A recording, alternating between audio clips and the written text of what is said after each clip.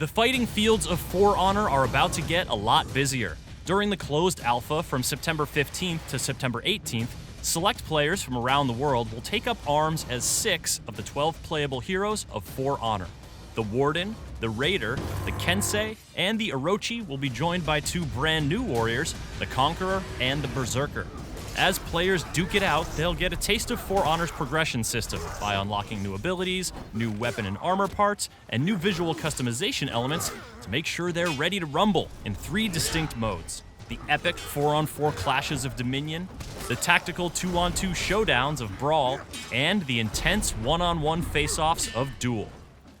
You'll be able to watch the alpha in action as players stream their gameplay online, and we recently spoke to Creative Director Jason Vandenberghe about how there's nothing like dueling someone one-on-one.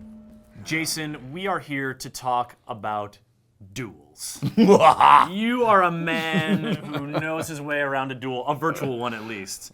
I've done some real-world dueling myself. I mean, you kind of have to if he's going to inform For Honor. I mean, the duel, the sword fighting mechanics are so the heart of the game, the beating heart of this game. Absolutely. That you are trying to stick swords into at any given moment. But let's talk about that 1v1 mode. Right. Because we've seen Dominion and these sprawling battles, but 1v1 is a very special relationship that develops when you and one other player are just trying to kill each other. There's no escape, right? It's skill against skill alone, right? No, it's fantastic. So, and the duel mode, of course, is it's exactly what you said. It's that beating heart of the game, kind of revealed in its purity, right? And it shows the full set of sort of fighting strategy tools that you have available to you, right? You have, because we have our 3 stances for our guards, right? Where we're like right, left, top, and that's that rock, paper, scissors mind game, right? But there's this whole layer of strategy that goes under there because we also have the guard break systems. So if you're fighting against somebody who's being too defensive, right? You've got a tool to just open them right up, right? And that's if you're close enough, right? I can guard break you. And it doesn't matter what stance you're in. We have a bunch of other powers too. You can parry attacks that are coming in, right? If you manage to pull this one off. But if I'm attacking you, right, and you're in the right guard, and you attack at just the right moment, you're going to parry. And what that does is it's just going to give me a longer stun, right? It gives you a nice little speed bonus, right? And it's going to give you an opportunity to take the initiative back.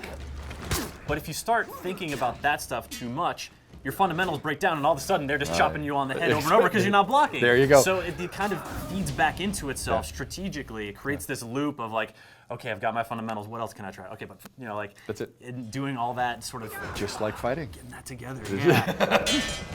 I was playing as the Raider, and I landed 2 chops, and I came with a heavy one, and all of a sudden my axe was ablaze, and I was like bellowing out this extra roar, like, oh yeah, oh my god, nailing it. So learning that about the specific character, unblockable, super key. Yeah. So that's unblockable. That's what that is. Unblockable is not something I like to hear as someone who's being attacked. No. What's my recourse? Dodge. Dodge, okay. Don't be there when it crosses the thing, right? Like, it's really the point, yeah. Each of these systems are all in play at the same time, and that, I think, that's the experience of learning For Honor. That is your brain sort of starting to comprehend how all these pieces come together so that switching to the right system at the right moment becomes instinctive rather than something you have to think about consciously, right? Shortening the reflex cycle, right? So, and our skill cap on this one, I mean, it's really high.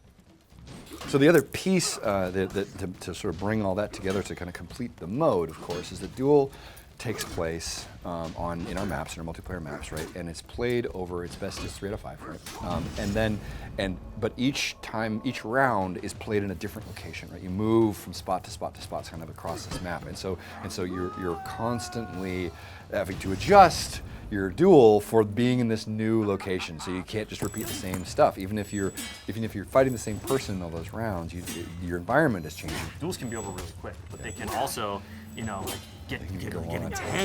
If you're really well matched. Yeah.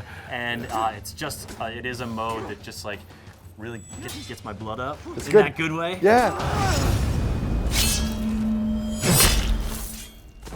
I think the part of the reason it gets your blood going so well is because we're not talking about gameplay mechanics that are too abstract, right? They're all just representations of the real world challenges you would face if you were doing this, right? And so you believe it, like you start to believe it, and you start to, I find that when I'm fighting, I'm using the part of my lizard brain that is like aiming for the, right? I want to aim for their skull, right? And I'm thinking in a way that is the same way that I was thinking when I was, like getting messed up in playground, brawls when I was a kid, right? Or it's like it's instinctive. You're hooking into kind of your intuitive warrior part, I think, and that's something we've done very deliberately. We've tried to stay away from mechanics that are too intellectually loaded, that force you to think too much about keeping track of stats or that stuff. Keep it that intense immersive experience, right? Yeah. And Duel is, like you say, it's the most personal mode in the game. It's you and this one other person, right? You go up against somebody full tilt where they're trying to win, you're trying to win. You come out with this really clear idea of who they are. And in For Honor, I love it that we can be fighting, right? I can be like, ting, ting, ting, that was great, that's cool. And then I get done with that match and I'm off and then we have a couple more matches and I come back and we get matched again, right? And now we're back together and I don't even look at your name. I'm like, ting, ting, ting, I know this guy. Right? Like, wait a minute. Yeah, that this approach, is that one. The 1-1-2, Yeah, that kind of I remember that entry. Yeah, I get this entry, right? I'm like, oh, that's the name, right? Like I recognize people's fighting styles before I recognize their name, right? Their username.